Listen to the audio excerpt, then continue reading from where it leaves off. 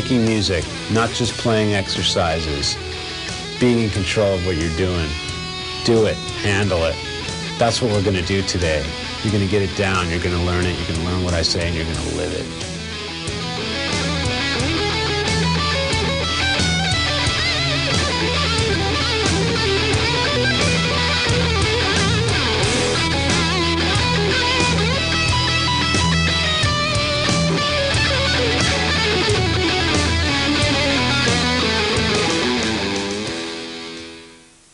Before we can start, we've got to make sure we're in tune, so I'm going to give you an A chord.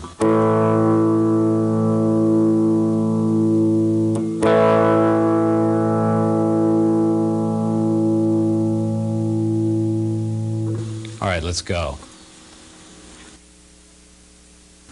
One thing I think you should all be able to do is hear a chord progression in your head without it being there and solo over it, and following the chords really strictly in your head is going to develop your mental ability to hear chords even if they're not there, and you really have to develop that so you can play in an ensemble or band situation, because the whole idea is to make your melodies work, you have to really care about what goes on under them, those being the chords or chord progressions that you're using. So what I want to do is first I'm going to start with just holding an E note down, and I'm going to solo over it, and then you're going to hear the progression through my soloing. You're going to hear the chord progression.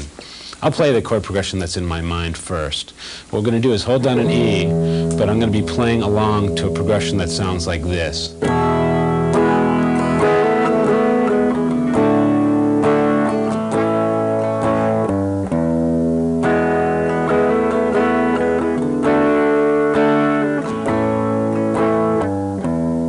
I'm going to make it really obvious what chords I'm playing over by the soloing. So like you can almost hear the progression through the melodies that I'm playing, and make it really obvious to you what's going on here.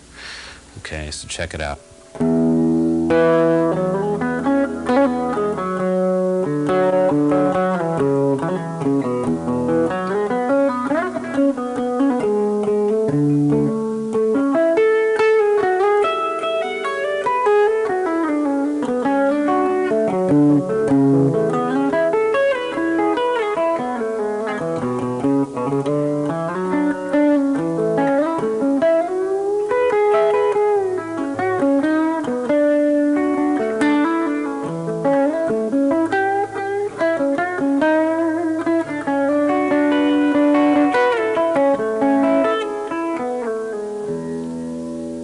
Okay, I was kind of arpeggiating a lot on there, and that's pretty much the easiest way to follow a chord, is to arpeggiate it. You really can't go wrong if you do that, because all the notes that are in the chord that you're following are there, and if you play correctly, you're going to wind up right.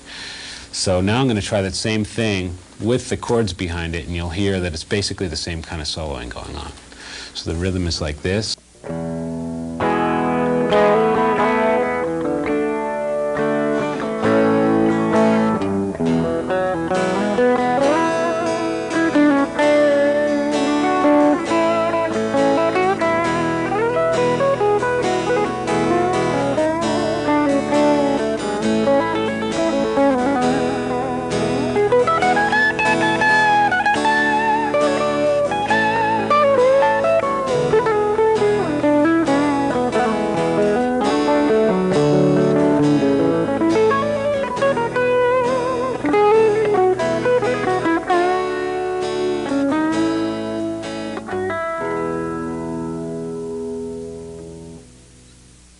Okay, you're probably wondering what's going on through my mind, besides probably food or something like that, while I'm soloing like that. And you have to consciously think of the chords really hard that are happening under your soloing. And I'm going to give you some examples of what I might do over those three chords. You have to know what you want to do over the chords as they're playing. So the more you do this, the more you'll get a feel of, the process. But this is broken down what is actually going on. So what I'm going to do is I'm going to hold each chord. I only used 3 chords in this whole thing. It was E, D, and A. And since it's such a simple progression, I really want to make the differences of each chord stand out more, because they're so basic and they're so commonly heard together the more I can emphasize the fact that it's a chord change in my soloing, the better it is, and the more unique and different it's going to sound. So let's see all the things that we can do over each chord. So what I might do to start out with is like arpeggiate something like an E major arpeggio, and that gives me a lot of room to figure out what to do.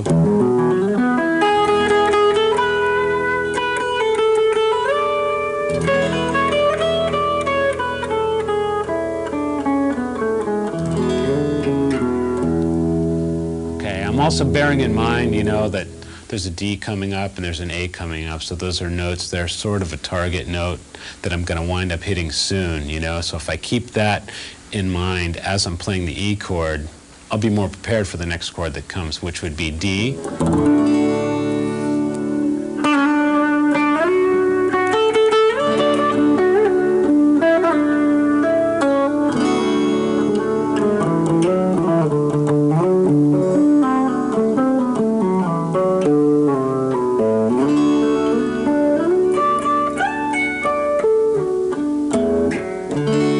You can always be safe with an arpeggio of a chord, you know.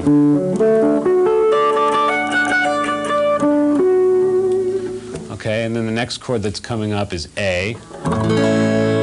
So I did a lot of stuff around this position here.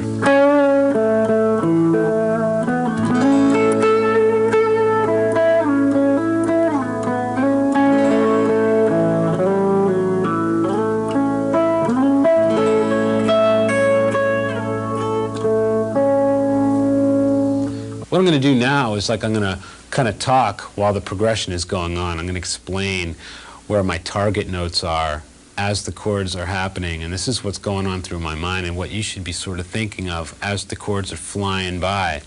So what I'm going to do is have the progression go by. I'll show you what's going on in my head. We'll do it really slow this time so we can get an idea of what's happening.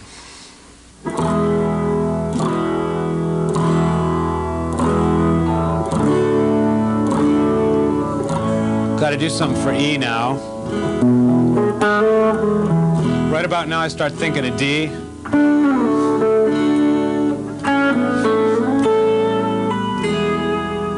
Give me a little break. The more I sustain, the more time I have to think about the next chord. Got to get to E.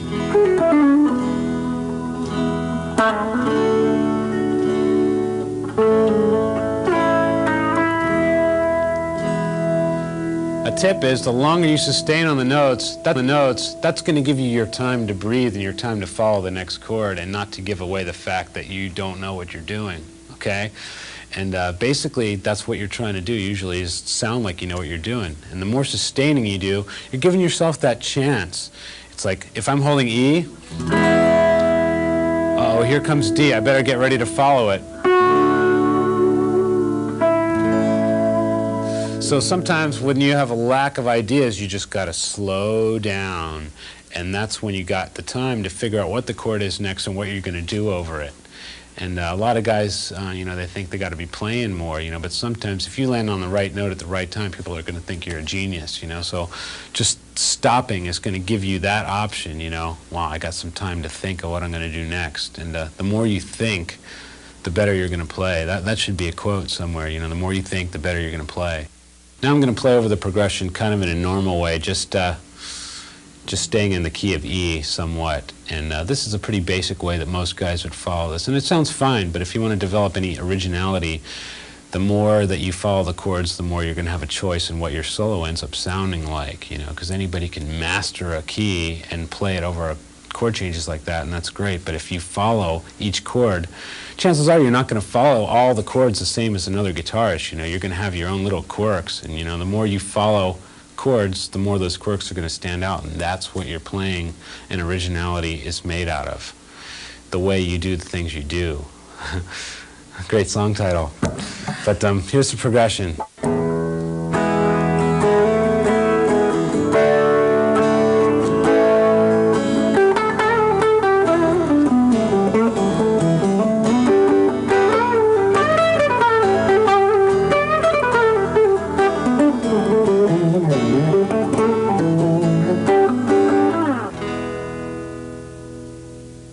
Here's what I would do in the same situation.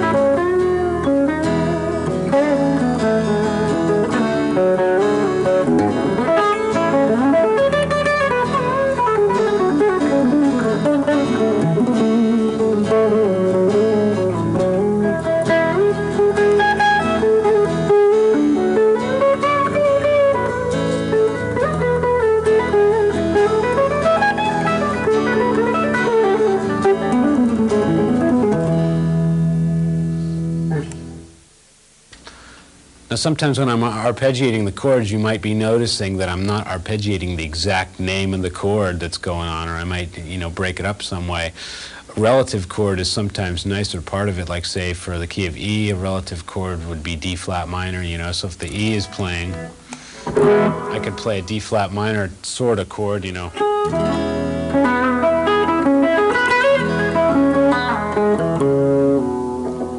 Okay, so that gives it a different sound than just the straight. Doing the relative chord, which is. So that means all you have to do is make it minor and move it a step and a half backwards, and there you have two chords that are interchangeable. So you should say, wow, I'm going to do this with all the chords that I know. And let's say D, for example. Move it a step and a half back. You have B minor there. So let's see, over a D chord, I'm going to play B minor and give you the feel of that.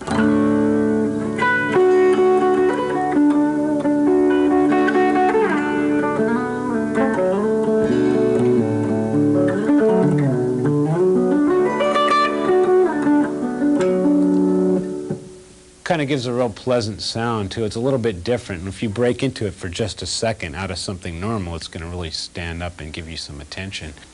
The more knowledge that you have, the more control you're going to have, therefore the more aggressive you can play, and you can play the notes like you mean it. And it always comes across when a guitar player means what notes he plays, because he really digs in, and you can really tell that he feels it and he knows what's happening. And so you really want to try to learn as much as you can about the notes that you're choosing, and then you're going to just feel a lot better about which notes you do choose, because you're going to mean it and you're going to play it like you mean it. It's just going to come out all that much better. And I'm going to use distortion to play, real aggressive stuff, and usually you want to have distortion when you're playing aggressively, so that's what I'm going to do, and you're going to check it out. All the concepts that I talk about, they're going to come through, and you're going to realize that everything that I've been talking about with clean tone and all that, it's all the same. It's all melody. Melody is all you're doing. All you're doing is making music, and you can play it really aggressive. You can play it quietly. It doesn't. A lot of guys get caught up with the fact that they think they got to learn these certain scales and be able to play them correctly, and these certain scales work only in particular situations and this and that. And I never did that, and I don't really suggest that it's a great way to do things, because that's just going to limit you. The way I kind of developed my own quote-unquote scales is I kind of made them up, and you can make them up yourself. The way I came up with this one scale, which it's got some name, harmonic minor or something like that. I just heard a chord and I played notes. So I came up with something like this over like an A chord.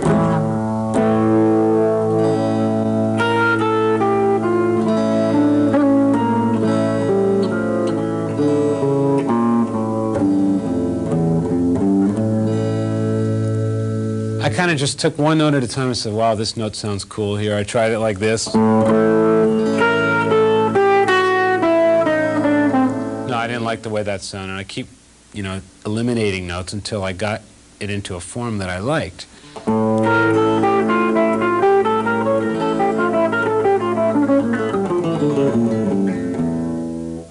Okay, building on these patterns that you're going to be practicing, you can use them you know, in your scale positions that you've made up, or you can use them in any kind of positions and cram them together in a way that's going to make you sound like you're playing a long flowing run, when actually you know that this long flowing run is like a combination of a bunch of patterns stuck together. And if the patterns aren't exactly the same, then it's going to sound a little bit more interesting and more flowing. If it's all the same, it's going to sound like, it's going to sound really obvious to the listener what you're doing. Like if say you do a straight triplet run, like, and you can like break it up in a way where you don't have to do just one of each. You can do one and one, two of the other, three of one, this and that, and you can make it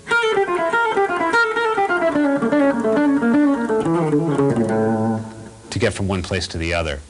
So that's a little bit more interesting, and that's kind of how long runs are. I mean, whether they're consciously thought up or not, the long runs are made up of little patterns, which each one should be practiced separately, so you're in more of control. That's so important, control. Get control of the notes that you play, because that's the only thing you have control over. You know, you can get your technique together, but then you got to have control over your note choice. That's what's going to make you sound different than someone else, because you can control yourself from sounding like someone else.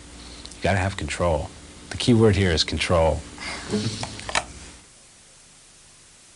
Now I want to try progression that's a little bit different in sound, and the same concepts apply, you know, following the chords and all that, but let's try to get a different sound from those other ones that we had before. Progression's going to look like this: A minor, D minor, F, and E. So what we have is two minor chords and two major chords. Okay, but it still has this kind of sorrowful sound going on here. And we want to follow each chord. Of course, we can obviously follow all chords by staying in the key of A minor. We could do that, and that'd be just fine. But that would be like what I was talking about before with like what other guys do all the time. We want to follow each chord to the best of our abilities. So I'm going to give you an example of following these chords, and then I'll start explaining what has gone on.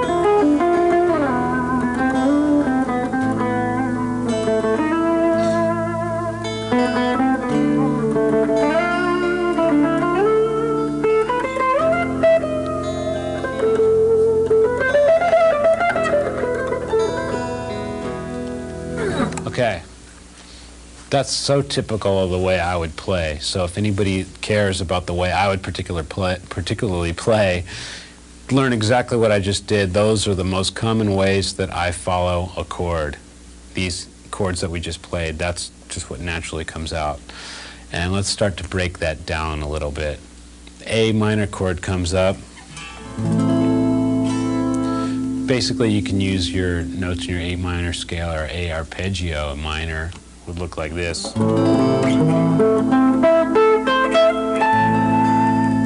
Right, that's your basic 1, 3, 5 root, third, and the fifth. And then when the D comes up, I start to get a little bit more adventurous.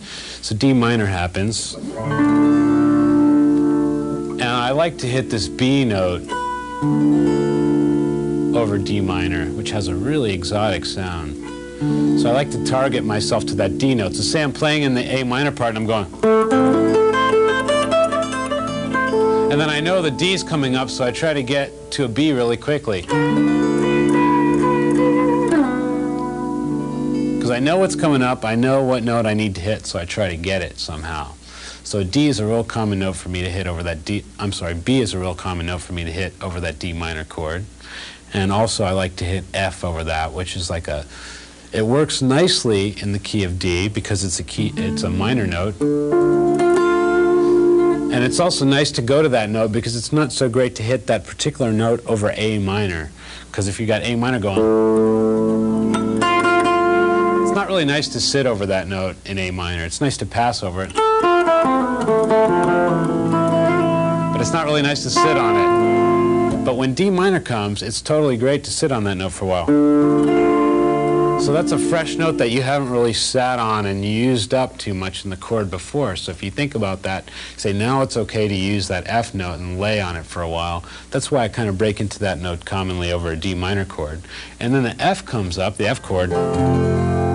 I think taking that concept one step further, a note that you couldn't use on either chord would be like E flat. Like E flat over A minor would sound like this. Not very pleasant. Over D minor would sound even worse. But if you wait until you get to the F chord, you could play it and pretend, not pretend, just act like you're playing an F7th over there, you know? You can just go, it's like, oh, I meant to hit that weird note. I meant to hit that note there, you know? Basically, it sounds like you're playing a 7th there, because you are. And for the first time in the progression, you can use an E flat. So I like to break out that note because it's fresh then. So I'll commonly go to that E flat there over F, and then E comes. There's a lot of different things you can do over a major chord and a minor progression. What I did probably the last couple times when I just improvised was kind of subliminally throw in a diminished over that. I probably soloed like a diminished thing.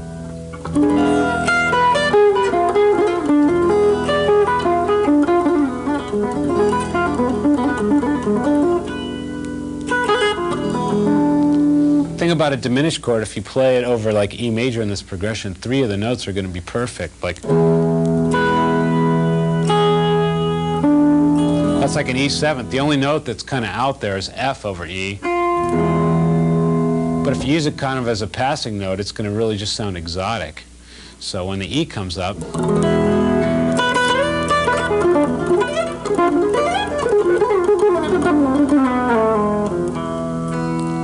so typically I might break into some kind of diminished feel there.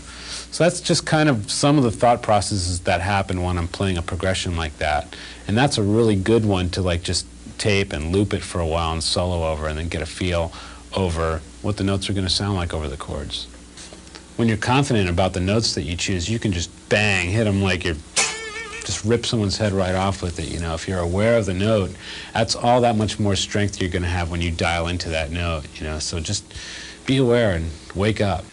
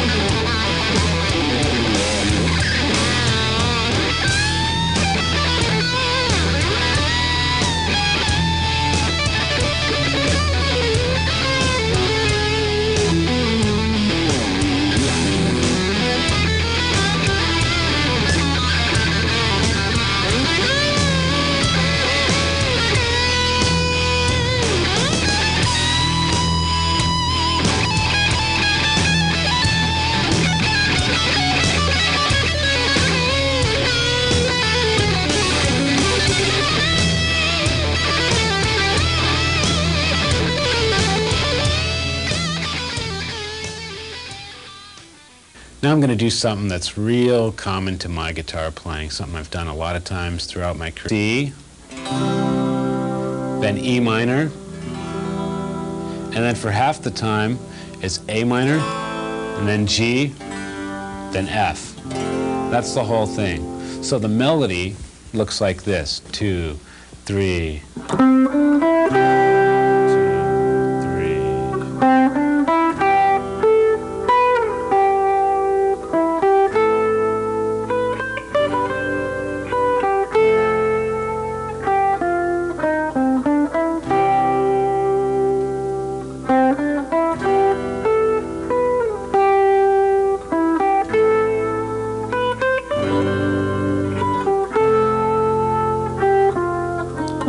arpeggiate with the melody going on, the same chord progression. If I follow each chord, the first one isn't actually an arpeggio. I kind of like took a pentatonic scale and followed it like this.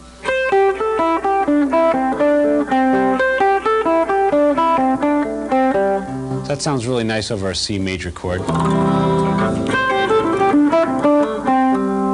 For the E minor chord, I went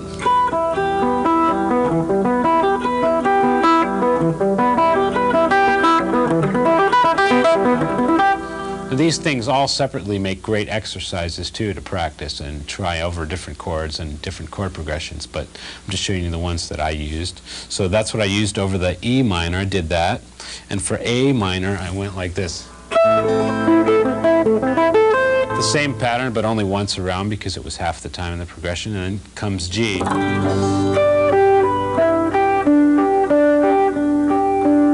I just did it that way for E's.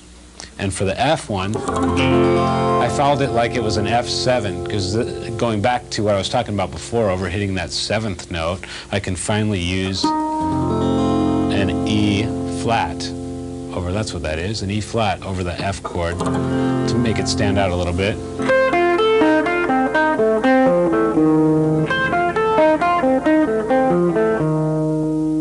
Okay, and then I repeated the whole thing. So slowly, I'm going to play that whole pattern for you. It looks like this. 2, 3, 4.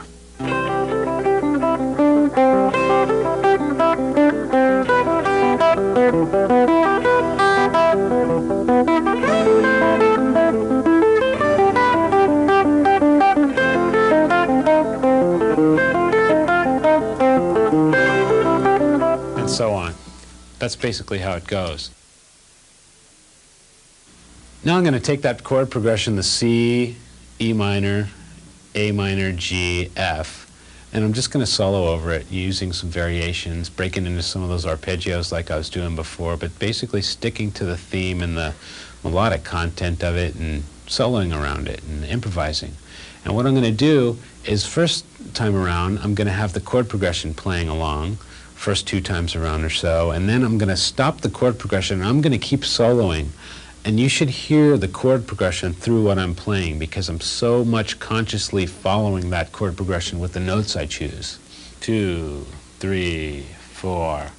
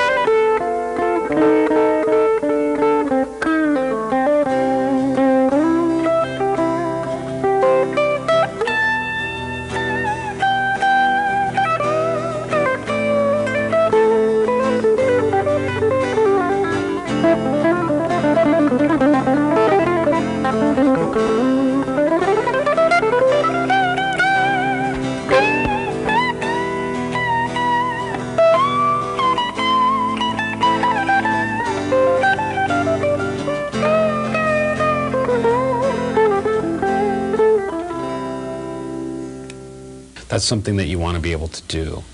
So you don't need a backing guitar all the time to solo and practice over progressions. The only thing that matters is the progression that you're playing over as you're soloing. I can't stress the importance of that because that's the whole point of soloing, is you're soloing over something and you're an ensemble in a band or whatever playing music. Basically in arpeggios and making arpeggios, to follow these chords like in the progression, you know, and to be able to arpeggiate any chord you hear, you just got to know the names of the notes that are in the chord. So you take the first note of the chord or the root, and the third, the major or minor third, and the fifth. And say you're taking a A major chord for an example, then you'd have A is the root, and C sharp is the major third, and E is the fifth. So any place that you can find those three notes in any order, in any position, is your A major arpeggio. I mean, it can look like anything. So without taking the most obvious ones and simple ones, let's just come up with a couple off the top of my head and practice those. And let's find an A here.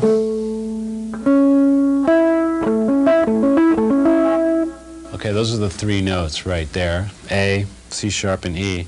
Let's make it a little bit more interesting using only those notes and get something that we can practice as a repeating pattern.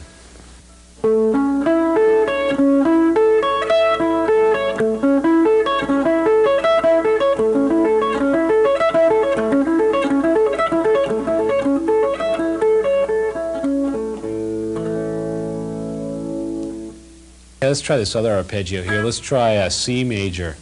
And C major has the notes C, E, and G in it. So any kind of configuration in and out, up or down of those notes is C major.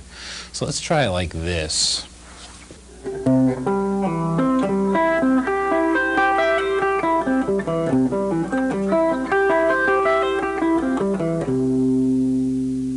I'm finding that I'd like to have an easier or more interesting way to come down on that arpeggio. So what I'm going to do is come down with a relative chord. I'm going to go up a C major chord, and I'm going to come back down with the relative chord, the relative minor chord, which in this case would be A minor, because C going a step and a half down and changing it to minor makes A minor. So let's take this C and go back down with an A minor arpeggio that looks like this.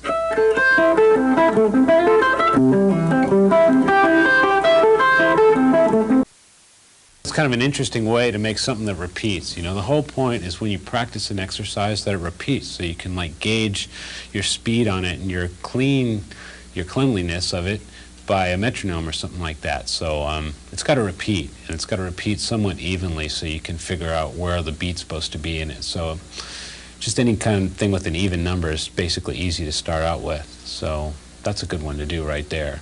Up C major, back down A minor, and so on. A way to practice that with a metronome is evenly, and the whole point of metronome playing is to develop your evenness. So that's the thing that you want to keep in mind. You already know what the notes are. You're going to play them correctly. Now let's make it really even. So what you want to do is get a metronome speed that's slow enough that you can play it clean and evenly. So let's get sort of a metronome sound going here, and I'm going to play this lick that I just played along to it.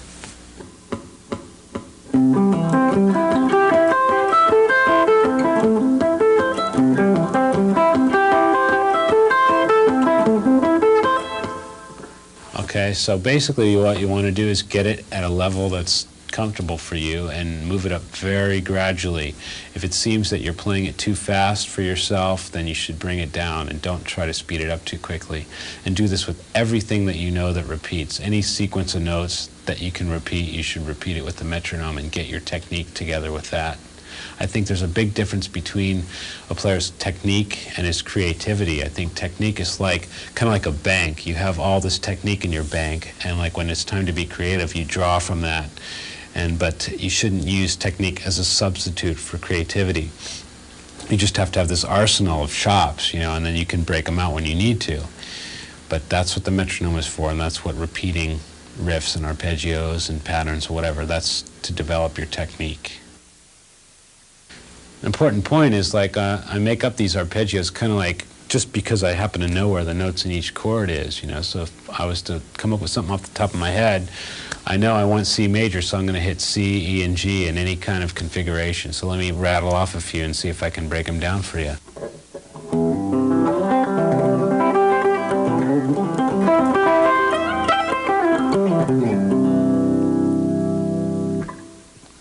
Basically, I went up sort of like this. I started on a low E,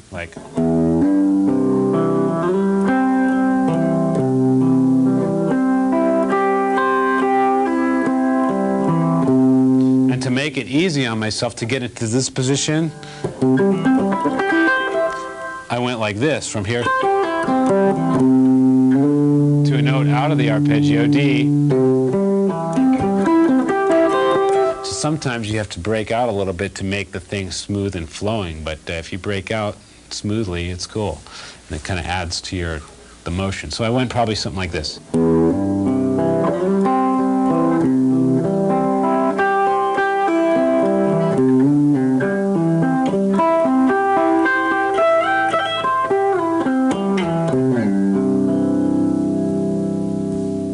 Now you could, variate that anyway. I mean, anywhere. You could just change it anywhere. When you're up here.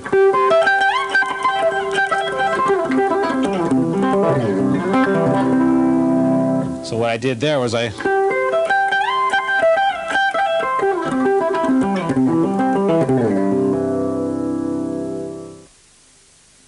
picking for me is a very touchy subject because I basically don't really have a clue to what the hell I'm doing. I don't have a set pattern that I use over everything, which I kind of like about my playing because then everything I play tends to sound differently. I use a different picking pattern for almost everything I do. So when I play a fast run, it might sound a little bit different from another fast run because I don't alternate pick everything the same, or I don't up down and down down up pick everything the same. I have different patterns that suit each lick differently, and I kind of purposely have done that, and I kind of didn't purposely do that. I just don't like the sound of, some guys have this alternate picking going. They're really good at it, but whenever they break into a fast lick, their run, doesn't matter what the run is, it sounds the same. I mean, they could be playing a completely different passage, different phrase, but the way they pick is going to make it sound exactly the same. So I try not to get any kind of picking patterns that are just going to be the same for everything. So let's take as an example that thing that I just did.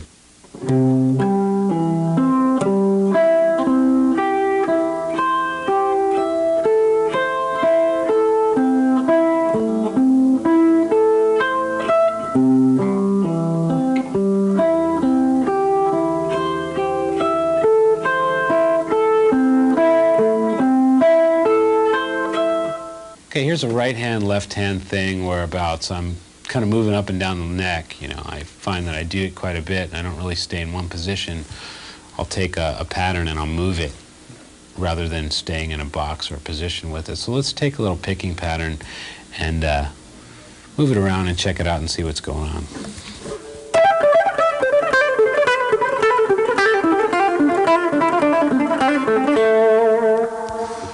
Okay, let's break that down and then I'll show you a variation of that. What I did was I took notes that are sort of in an A scale. I didn't really have any strict kind of way to follow any note pattern. I just did what looks easiest for the fingers. And I took a pattern that was like this.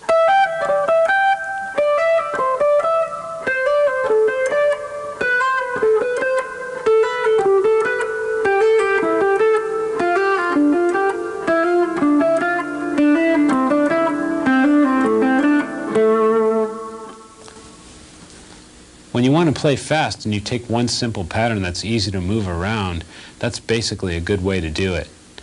And just taking something that's easy in one position and doing it all over the place. This kind of makes sense. And you can make it a little bit more confusing sounding, like by adding a note to each one of these little patterns. Like, say, instead of going, let's go like this. Every other time we'll go.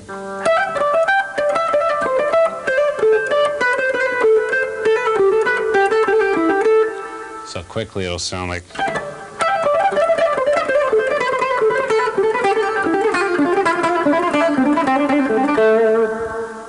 A little bit more interesting sounding. I mean, this is just your basic way to move from one place to the other. Take a pattern that's easy to repeat. Or you can randomly change the riff. Instead of doing it every other time, changing it, you can go like this.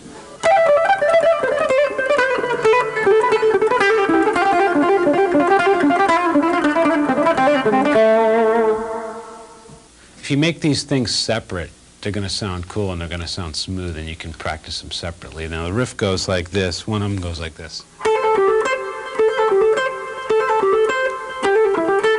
It's just a pattern that stops. And to get a good attack on this type of thing is start it with a downstroke every time.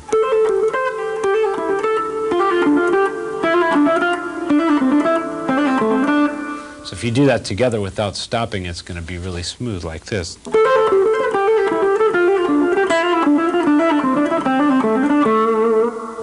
And then the variation is a lick that goes like this.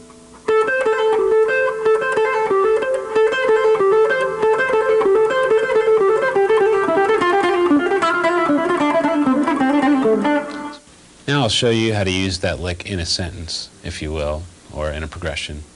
And kind of basic patterns, moving it around, up and down, like I just did, and how you would apply it into a normal situation. 3, 4.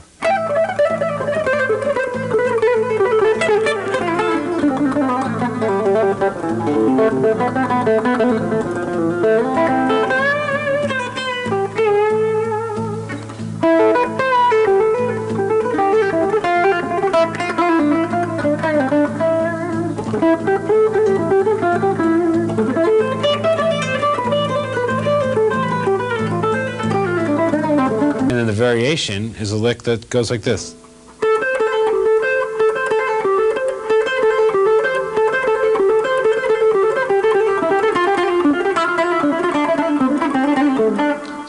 Now I'll show you how to use that lick in a sentence, if you will, or in a progression. And kind of basic patterns, moving it around, up and down, like I just did, and how you would apply it into a normal situation. 3, 4.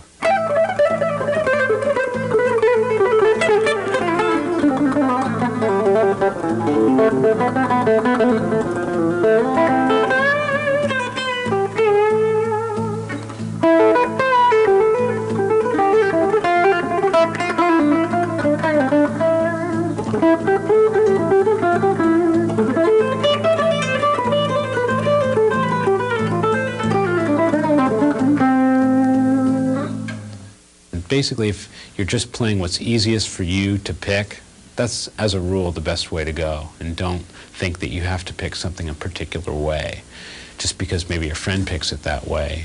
Your hand is, everybody's hands are different, so just do what's easiest as far as picking goes, and there are no rules other than that. You probably noticed that I have a lot of really weird ways to bend notes, and I do. And I think the best thing to do with bending is realize that there's a lot of different ways to bend to a note other than the conventional way that you've been brought up doing. Now, say you want to get to A, that A, chances are you're going to probably go. Right? Now, there's two really obvious other ways to get there. It's from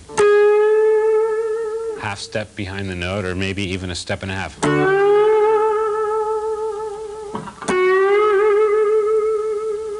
As long as you get the pitch correctly, it doesn't really matter where you bend from. And there's a lot of different ways to phrase a bend in your vibrato and make it sound a particular way. You know.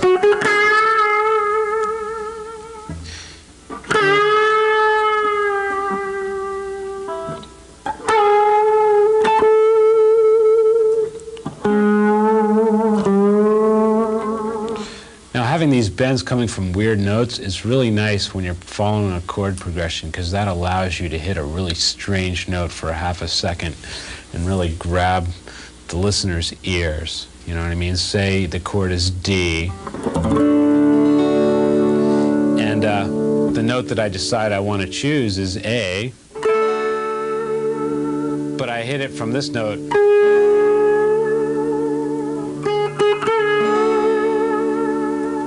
It's got a really attention-grabbing thing. I mean, if you play D and I hit it from here, it's real normal, but if I stop on this note, I'm really going to get your attention, because that note for that split second sounds really awful. You know, you've got D and A flat together. Not something you want to hang out on for too long, but if you get into pitch correctly, quick enough, it's going to sound really nice. And let's try a lot of different ones. Keeping the chord D, let's take a bunch of different target notes and hit them from strange notes.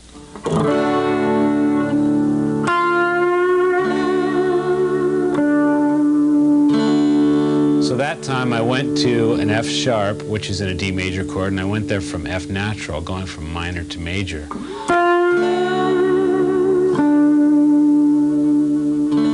now I'm going to go to the root from a D flat, which is the major 7th. I'm going to go like this.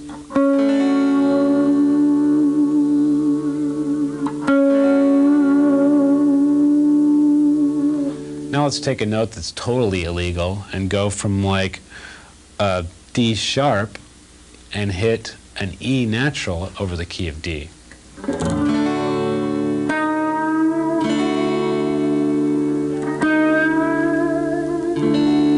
That's kind of tricky because you get to a note that's like still interesting over the chord, but you start from a note that's totally hellish. So you can take the D sharp and bend to like even a major 3rd, go all the way from a D sharp to an F sharp, and you get something like this. That's really drastic. That's about as drastic as you may want to get. You can take something also like, say, an A flat and go to A. Pleasantly enough. Now building up into this, let me show you what you want to do with this. You don't want to do this all the time. You want to break into this when you have a target note, the note of choice that you plan to hit. So if the chord is just D strumming constantly, I'll play something normal and then I'll break into one of these notes.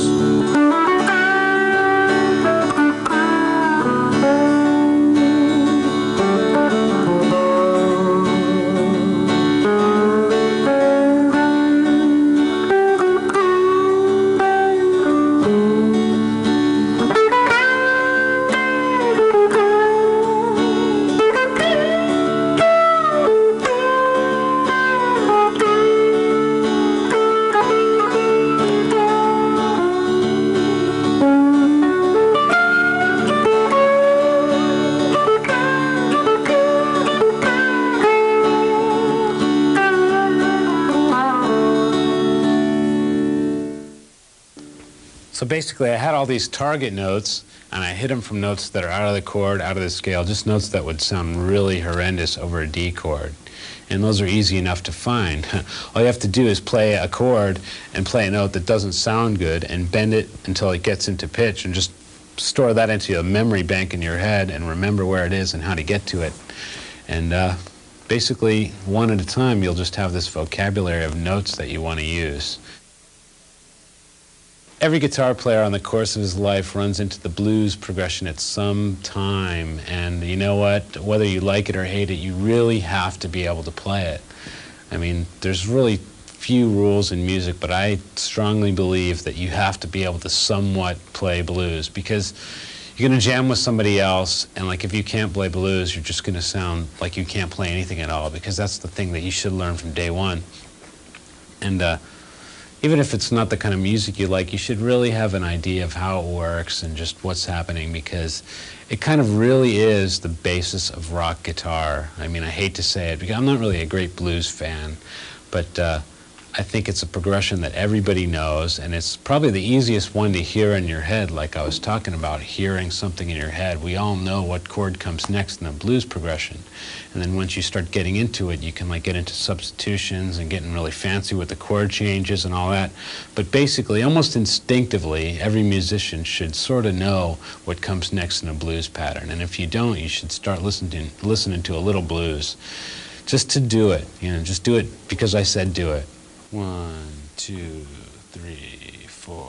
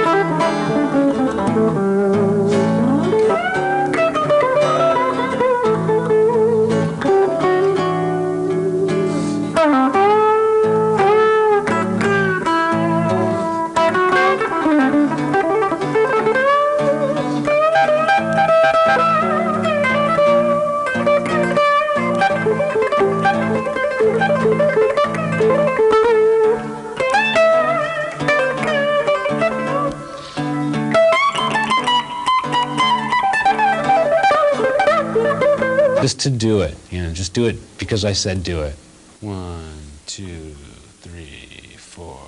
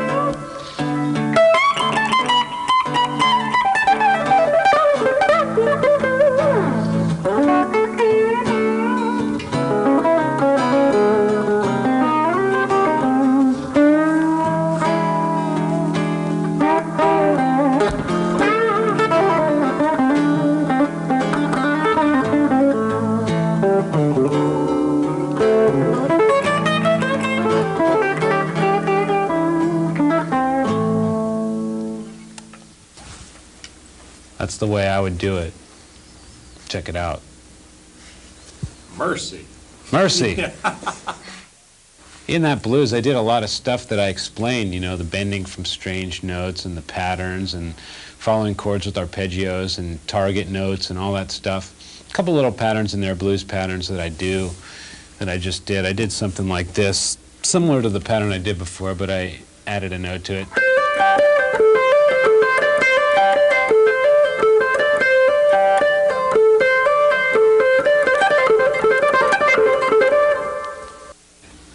Here's a chord progression that's going to pretty much combine a lot of the factors that I've been talking about, and it's a longer progression. And you know, when one tends to want to just follow a chord progression with one key or one scale that fits over all chords, you really want to stop and say, well, if I work a little bit harder, I can follow each chord. If I really think, and if I play really slowly, I'll have enough time to change chords with the progression.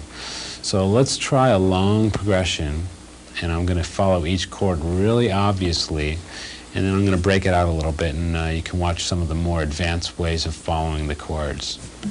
1, 2, 3, 4.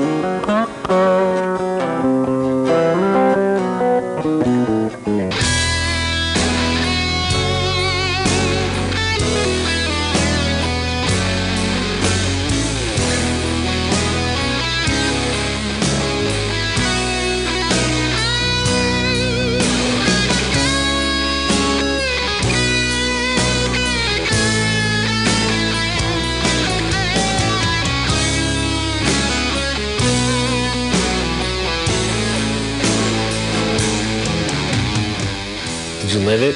Did you learn it? Did you get it down? And rewind the tape and do it again until you do. And I'll see you next time.